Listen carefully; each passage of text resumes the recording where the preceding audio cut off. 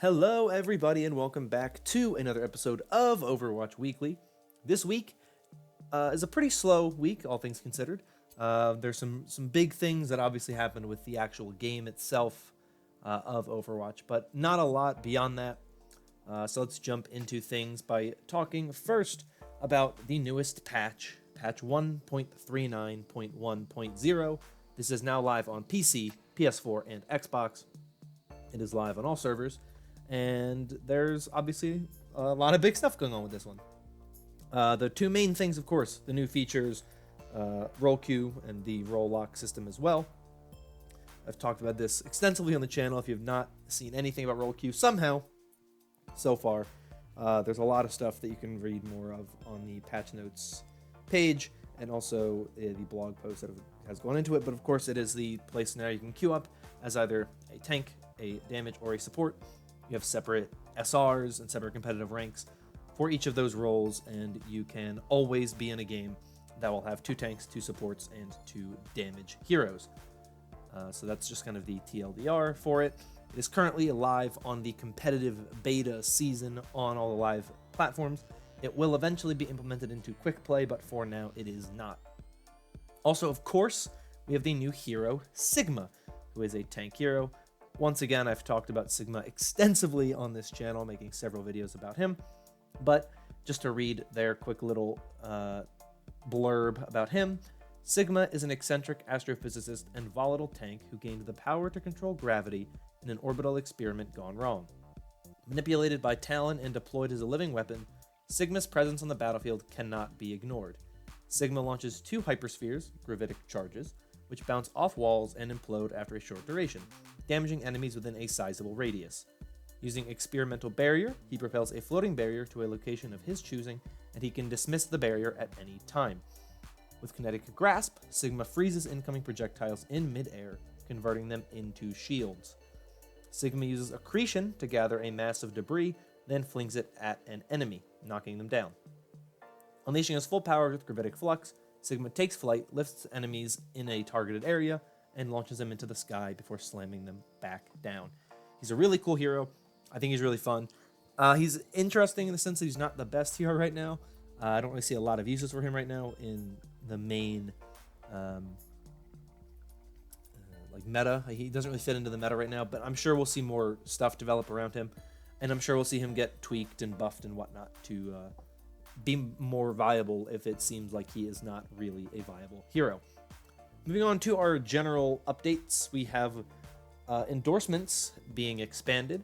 So you can now endorse players in Mystery Heroes, No Limits, Deathmatch, Total Mayhem, Low Grav, and all PvE event game modes. And they specifically mentioned Uprising, Retribution, and Storm Rising. But I would also imagine that could also be Junkenstein's Revenge, but they don't specifically say that here. But Junkenstein's may have already had endorsements. I'm just not positive. There was a change to Mr. Heroes, which is now that on control maps, heroes are now reset between rounds. And then there were some changes to the workshop, but I don't go into those because I feel like the majority of the player base does not actually make stuff on the workshop. But if you want to check those out, you can see those in the patch notes linked in the description down below, as always. Let's talk about these hero updates. There are 2 general hero updates, 3 actually general hero updates. The first is that the global ultimate cost was increased by 12%, with the dev comments saying, considering how high impact they are, ultimates are coming up too often. We are reducing how quickly they charge, so fewer fights will be determined by ultimate usage. Slowing effects have been changed so that instead of stacking together, friendly and hostile slowing effects are now separate, and movement speed will be determined by whichever is slower.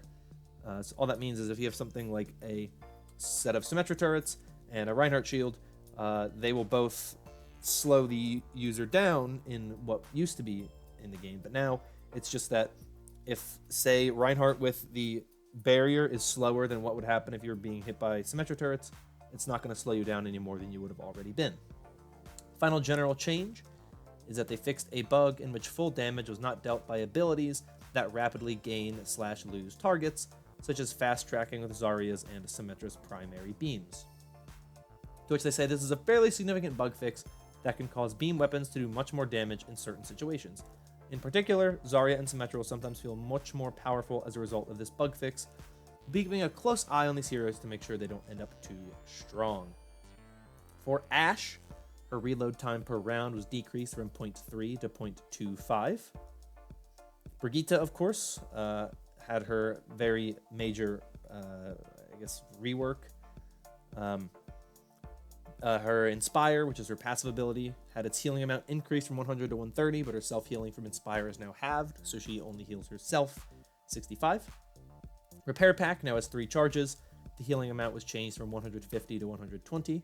It now heals over 2 seconds instead of instantly, and if you throw multiple packs at the same person, the current duration will be extended by 2 seconds. Whipshot's outgoing velocity was increased from 60 to 80, and its retracting time was reduced from 0.6 seconds to 0.3 seconds. The barrier health for her barrier shield was reduced from 500 to 200. Her shield bash stun duration was reduced from 0.9 seconds to 0.75 seconds, and her rally ultimate cost was increased 10%. Comments on this one is that the goal of these changes is to make Brigitte more of a primary healer for your team, at the cost of weakening her survivability. Since Brigitte will now be only one of 2 support heroes for your team, it is important that she can provide enough healing to be valuable in that role. We'll see where she is at this point in time.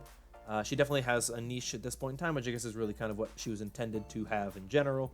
We'll have to see how she functions in general, but I don't know if the lowering her self-healing and then also lowering her barrier health by 300 is the right way to go, because that barrier, it takes too far rockets and it's gone. So we'll see how that goes and how Brigitte is going forward. D.Va's Call Mech pilot ultimate cost was reduced by 12%, and this was just meant to counteract the global increase in ultimate cost, so the time it takes to generate D.Va's ultimate when out of her mech should remain the same as it was before the update. Doomfist's quick melee no longer pauses ammo reload.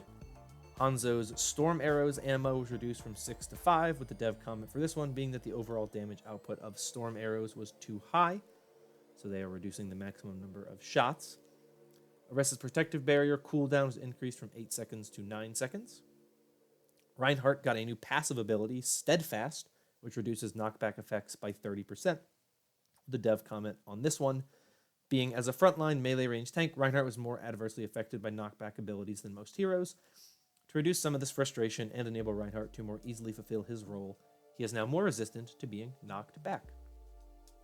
Sombra's hack duration on enemy players was reduced from 6 seconds to 5 seconds, while her EMP activation time was increased from 0.2 seconds to 0.35 seconds. Symmetra had a host of changes to her teleporter. It now lasts an infinite duration until destroyed. Players can destroy their teleporter with the ability to input. Cooldown now starts when teleporter is destroyed, instead of when it is placed down. The maximum range was increased from 25 meters to 30 meters, and the teleporter is now destroyed if the entrance is more than 40 meters from the exit. The dev comments on this one are that Symmetra's teleporter is an interesting tool, but often felt too restricting to use. Making the teleporter last indefinitely opens up new opportunities for how Symmetra is used in various maps and group compositions. Tracer's pulse bomb damage increased from 300 to 350. This is a bit of a change from when they had dropped it. I believe it was 600. They dropped it to 300. Now they're bumping it up a little bit just so you can deal more with heroes like Bastion or enemies that have been given armor by Brigitte. Finally, Wrecking Ball's Minefield had its projectile speed increased from 10 to 12, causing the mines to spread out more, and the activation time was reduced from 0.25 seconds to 0.1 seconds. So those are all of your hero changes. There are, of course, also some bug fixes, as there are in most updates. So if you want to see all of those, you can check the description for the link to the patch notes. The second and final story for this week is about the Overwatch League, but also just Overwatch in general and pro scene for Overwatch. This is a story specifically coming from Game Rant, but it originally comes from Seagull's Twitch stream, and this story is why Seagull explains why many pro players retire. And this Game Rant article is written by Michael Beckwith, and it was posted yesterday. So, As they open up here, but saying, when it comes to competitive play in Overwatch, it feels like the scene is always changing due to several players choosing to retire from the game. But why exactly is that? One former player may have managed to explain it, and it might have something to do with how much the game is constantly changing, to the point where it's almost unrecognizable from its original release in 2016. Seagull, who used to play professionally for the Overwatch team Dallas Fuel, continues to stream the game on his own Twitch channel. On his most recent stream, a fan asked him why so many players retired, and Seagull explained it by comparing Overwatch to the likes of Counter-Strike, Global Offensive, and MOBAs. Whereas CSGO has many maps and has only received a few balance changes, and MOBAs like League of Legends tend to only have one map and loads of balance changes, Overwatch has a lot of maps and a lot of balance changes. As a result, it demands a lot more from its players, with Seagull saying, quote, "It's a lot harder in Overwatch, considering so much shit changes constantly on so many different maps. It makes Overwatch a big pain in the ass to figure out after balance changes, because after every single balance change that occurs, it changes it on every single map, and the entire map meta is changed." End quote. While Seagull never stated that this was the reason he quit, nor did he specifically name other players who chose to retire as a result of this, his reasoning does make sense. Between the 31 playable characters and 21 maps that are all split into 4 different types, there are a ton of strategies that can be implemented, making it difficult for competitive players to keep up. Blizzard itself has yet to comment on this, so it's not known if they'll take any action to prevent the game being detrimental to professionals' long-term commitments. It has rectified previous updates in the past, like one buff to the character Moira that many players found to be too overpowered. That, of course, would be the buff that she could fade out of stuns. This isn't the only issue to plague certain members of the player base. The newest playable hero, Sigma, has been met with some backlash, with Blizzard having been accused of relying on outdated stereotypes of mentally ill people. That is, of course, a different story entirely that you can read up on more. But just in general, you kind of see Overwatch is always a little bit in controversy. There's always something that people are going to talk about, and that's the kind of thing. But in general, I wanted to highlight the focal point of the too many maps and too many balance changes, because I think that's interesting. The game's always changing, but it's also not only always changing, it's so much of it is always changing that you have to focus so heavily on everything that's going on.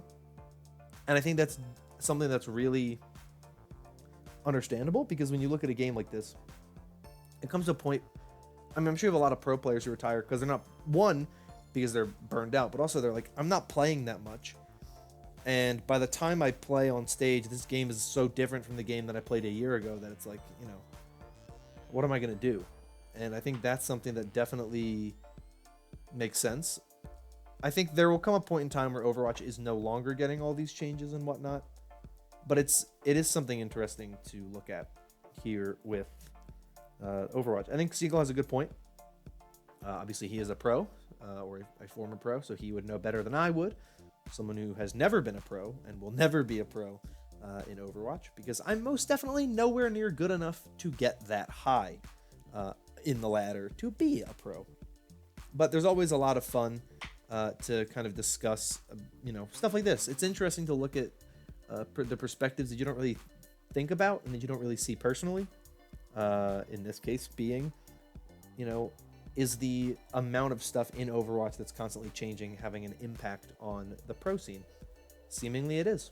So that, though, is it for this story, and that is, of course, it for this week of Overwatch Weekly. If you enjoyed, please consider liking and subscribing for more content like this in the future. But I'm going to get out of here. Thank you so much for watching. Hope you all have a wonderful day and a wonderful week, and I will see you all next time. Bye-bye.